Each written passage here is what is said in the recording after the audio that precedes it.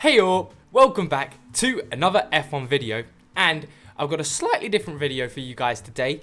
However, this video is sort of inspired by FNG when he does like football this week. I'm going to start a new series, especially when we're coming to the end of the F1 season. I think this is a good time to start it because then while there's no F1 on, I can still talk about everything going on behind the scenes. But basically, it's just F1 this week. So, first of all, let's talk about all the rumours that have come since the Mexican Grand Prix. And my God, are there a shit ton. First of all, you got Lawrence Stroll, who now everyone is saying he's sold his stakes in Aston. Now, what does this mean? Well, for one, this means potentially Stroll's getting a sack. If Lawrence Stroll's gone, Lance Stroll won't be keeping a seat, because I guarantee he is definitely not good enough at Aston. The only reason he's there is because of his dad. But also, this kind of screws over Aston at the same time as well, because I think this uncertainty and a few other things has led to potentially Alonso leaving Aston Martin. That is the rumour. Now, I'll talk about another rumour leading on from this rumour. However, if Alonso and Stroll left, that would leave Aston with 0 drivers for 2024. Who would they bring in? Few people have said Yuki Tsunoda. I could see that happening, but I don't know. I think a new driver could come in, one of Aston Martin's younger drivers, such as Drugovich, or potentially the 2023 F2 champion, if they want a seat. But it's exciting to see what's going to happen with all of this. Then, due to all of this, of course I've already spoken about it, there's rumours that Alonso just might retire because of the way Aston Martin's going and he doesn't want to drive for them anymore.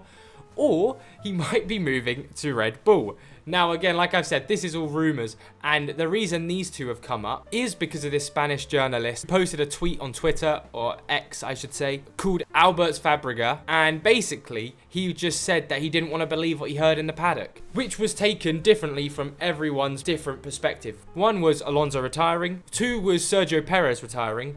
Or 3 was Perez and Alonso changing seats. So the other rumour is actually Sergio Perez might be moving to Aston Martin, which is actually fucking hilarious, considering Aston Martin technically was the team he was driving for. Obviously, it was called Racing Point then, it was being called Force India, so it'd be actually quite crazy for Perez to go back to the team he's been with for so long, technically, under different names. And not only this, but another rumour about Ferrari has come up that Carlos Sainz or Leclerc could be leaving for 2024. Now, I really don't believe this rumour. I don't even know where this rumour starts.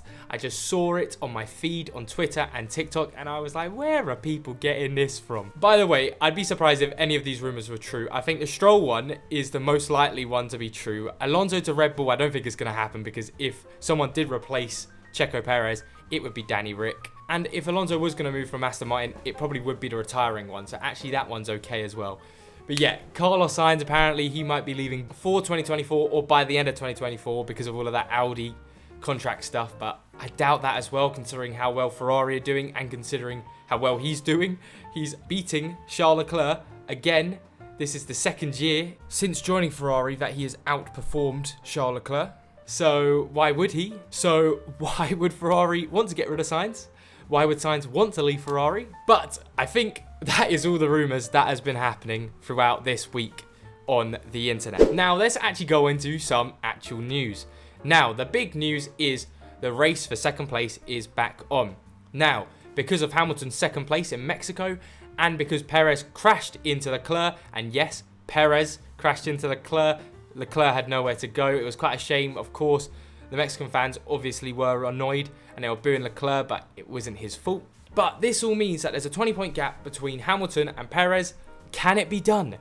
I think it can be. It's such a shame Hamilton got disqualified from the Austin race, because if he hadn't, how much would the gap been? 10, 15 points? Put down below how much the gap would have been at this point if he hadn't got that disqualification, because it would have been mighty close. Some other big news, Alonso is officially 5th in the championship. Carlos Sainz has overtaken him. Now they're on equal points as it stands, both on 183. But with how bad Aston Martin have been, it's Sainz's now. Unless Norris or Leclerc can pull an upset, maybe Russell, I doubt though, Carlos Sainz will be getting 4th in the championship, which, correct me if I'm wrong, I believe is the highest he's ever been in an F1 championship. He's still got a little bit of a battle behind him, but great news for Ferrari. So we'll see what happens with that. Again, also, Lando Norris and Charles Leclerc, 3-point gap between them at the minute. Things are going to get spicy. Just imagine how close that fight would have been between Mercedes, Ferrari and McLaren if McLaren were good from the start of the season. If they had Aston's car at the start of the season, McLaren could be second. But I think Charles Leclerc might be able to beat out Lando Norris if Ferrari can keep up the form they've had for the last few races. But Lando Norris, we saw what he did in Mexico, the pace he had as well, considering he started 19th. He got up to 5th place, and that was after a bad restart, a bad timing for the red flag. He very much deserved the driver of the day. And then I think the last bit of news from this week on F1 Internet is that AlphaTauri are now equal on points with Alfa Romeo. What an exciting fight we've got. I literally just made a video about this. I thought Haas would come last. AlphaTauri, I didn't think that they would be able to do it this quickly, but I said it would be close. I thought they had the momentum.